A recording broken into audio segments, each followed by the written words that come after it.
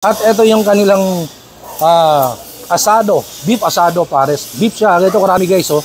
Ayan, oh. 75 pesos so yan, ganyan karami, ganun kalalaki ng cut ng meat, ng beef, asado.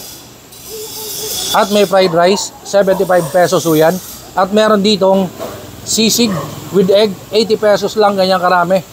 Ayun, ganun. Sobrang lambot, oh. Sobrang lambot guys, di mo na kailangan ng knife.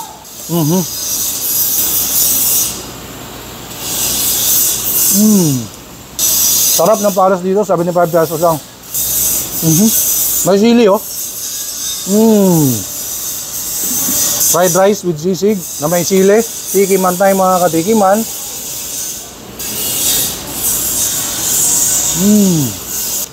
Please follow me on TikTok, Instagram, Facebook page, Noel Vlogs Food and Travel.